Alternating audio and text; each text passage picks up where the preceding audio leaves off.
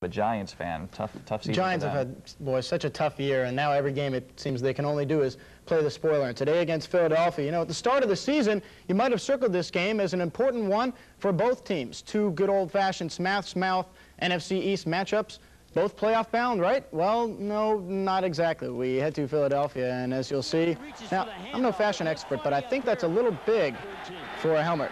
Early on, the Giants looking like the playoff-bound team we were talking about earlier. The flea flicker, Dave Brown to Thomas Lewis, touchdown, his first career TD. But things got worse. This time, Dave Brown looking right, and it's the wrong team, Dave. Mark McMillan, the pick, and the Eagles capitalized. They would do that all game long. Ricky Waters, well, he's had some criticism, but he's coming through for the Eagles. Up the middle for the touchdown. Philadelphia leads it 14-7. The Giants had their chances. Rodney Peete fumbles to give New York the ball, but what do the Giants do? Tyrone Wheatley, the rookie, you got to hold on to the ball. They fumble it right back, and then Philly would capitalize once again. Rodney Peete to Fred Barnett, the touchdown, and the Eagles win it 28-19. To Chicago and Soldier Field, there's a man with some job security, Dave Wannstedt. There's a man without, Wayne Fontes. Oh, but Fontes has Barry Sanders. Just give him the ball and let him run. So pretty. Up the left sideline, the Lions lead it 17-10 late, but the Bears tough at home. Eric Kramer, the bootleg right, plenty of green, and he finds the end zone. Tie game, 17-all. Now 2.5 minutes left to go. Backup quarterback Don Majkowski finding Herman Moore over the middle in the slot, 11 yards the touchdown, and the Lions pull it out. Staying in the playoff hunt, they win it 24-17. To the score as we go. And you may say that there is no team in the AFC that can win the Super Bowl, but I tell you what, the conference parity means that almost every team still has a shot at the playoffs, and that was the case in New England today. The Colts and the Patriots going at it, and Bill Parcells trying to somehow get in. But you have to stop Marshall Faulk if you're going to stop the Colts. And what does New England do? Wrap him up, wrap him up. They don't. And he busts free for the touchdown. Colts up 17-3. Patriots come back late.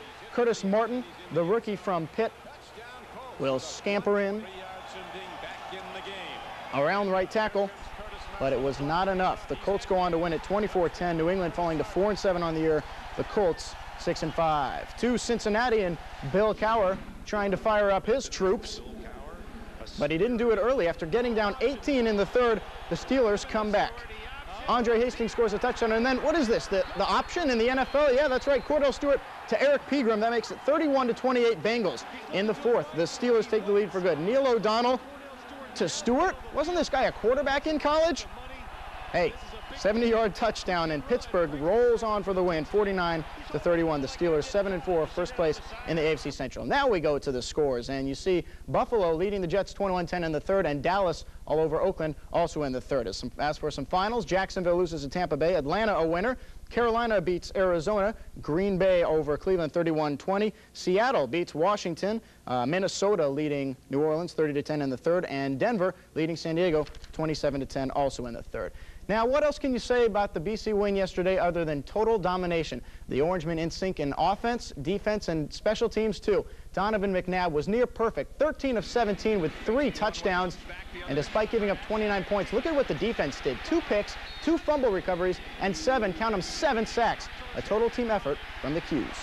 When it counted, we stood up and we set the wall, and we got us the offense the ball back. And I think that was our goal today, to keep the hand in the offenses, keep the ball in the offense's hand, because the offense creates a lot of problems. Boston College embarrassed us the last 2 years. We came in this week saying we wasn't going to get embarrassed anymore. Defense kept us in good field position when the offense came on the field. The offense scored points. Great job by the offensive line, great job by the defense, and we won the game. Now, as far as Syracuse heading to Miami, there is a new top 25 out, and Syracuse is a part of it. The top 5 mostly the same. Northwestern and Tennessee switch places as we look through 6 through 10.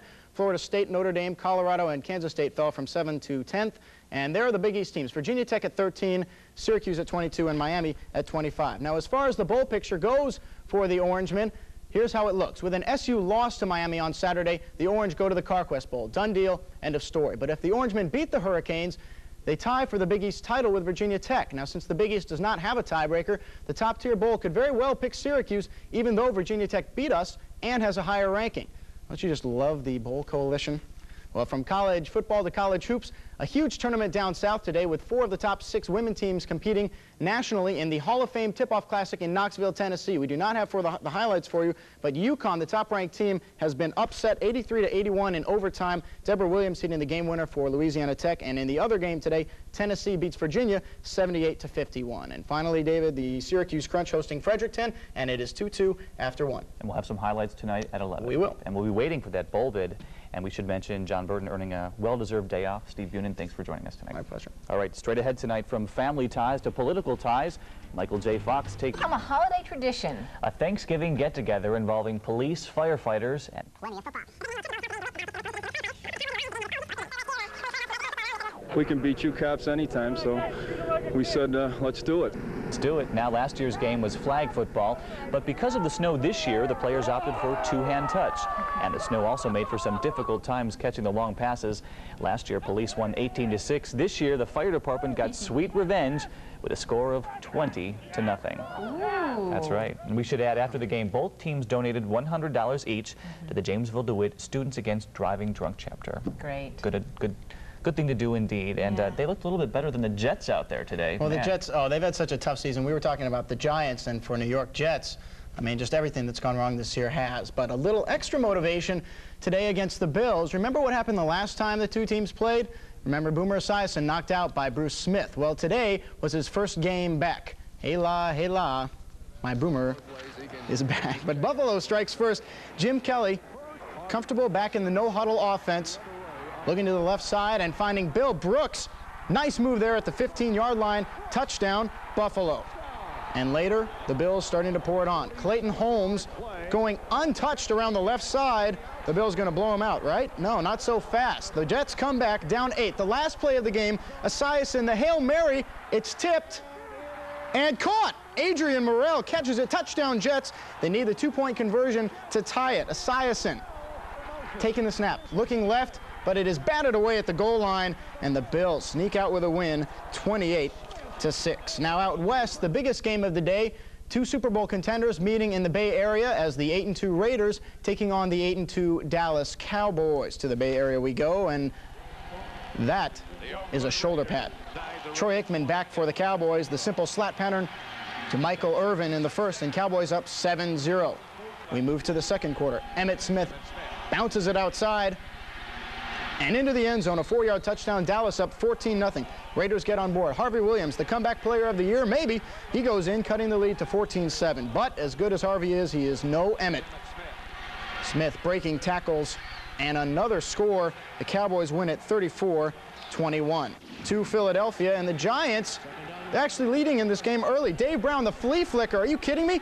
Thomas Lewis, a 46-yard TD. New York up 7-0. The Eagles come right back. Rodney Peete finding Fred Barnett in the back of the end zone, and we're tied. To the third quarter we go. Philadelphia leading 21-10. Ricky Waters just bowling over the Giant defenders, and the Eagles down New York 28-19. As we check the scores, Indianapolis and Pittsburgh winners, as were Denver and Seattle over Washington. Tampa Bay and Atlanta also winners. Carolina 27-7 over Arizona, and Detroit over Chicago 24-17. Green Bay 31-20 over Cleveland, and Minnesota romps New Orleans 43-24. In the late game, Houston and Kansas City are tied in the fourth. Now turning to the NBA, and it looks like the Knicks are really adjusting well to Coach Don Nelson's new offense. Tied for first place in the Atlantic, and tonight taking on Lawrence Moten and the expansion Vancouver Grizzlies. To Madison Square Garden. They look familiar? That's right. It's like about a 28. Former Syracuse star Lawrence Moten. More on Lomo in a minute. Vancouver right in this thing. Ex-Knick Greg Anthony, I should say, putting it up. Vancouver up 4 in the first. Anthony Mason keeping Knicks in it. The fall away from 7, and New York up 1 at the half. Now here's Moten. Now these aren't garbage minutes either. Grizzlies down 3 in the third, 77-74. But New York would pull it out. Patrick Ewing will tip in the Oakley miss, and New York holds on 98-93 the final. Quickly to the NBA scoreboard. 2 late games, Atlanta and Sacramento. The Hawks leading by 7 in the fourth, and the Clippers and the Lakers out west. From pros to the college hoops, and a big tournament in Knoxville, Tennessee today. 4 of the top 6 teams in the nation, and they're all playing each other in the Hall of Fame Tip-Off Classic. Down south, the Volunteers in the late game, but in the first game, UConn and Louisiana Tech, Carla Berube, the circus shot, and the Huskies put it into OT. In overtime, Deborah Williams, the 3 ball, and Louisiana Tech up 2. The Huskies come right back, though. Carol Walters, the tip, And we're tied at 81. Now time running down. 7, 6, 5. Williams somehow gets through and puts it in. And Louisiana Tech pulls off the upset 83-81 in overtime. They will play Tennessee in the finals. To hockey now, and sort of a seesaw weekend for the Crunch. They roll over Hershey on Friday night, lose on the road at Adirondack last night, and this evening, the Crunch hosting Fredericton at the War Memorial. The Crunch man celebrating his first birthday, and look at that, 12 months, he's already teething. But the Canadians bite first in the first. Seb Bordelot, the slap shot, power play goal, Fredericton up 2-0. Crunch come right back. Bogdan Savenko on the break. He puts it in. The shorthanded goal ties it at 2. In the second, watch this. Just as he plans it, Yuri Kuznetsov into the net soft. That's a goal soft, and the Crunch win it soft. 3-2 the final. A happy end to a long weekend for Coach McElhargy and the Crunch.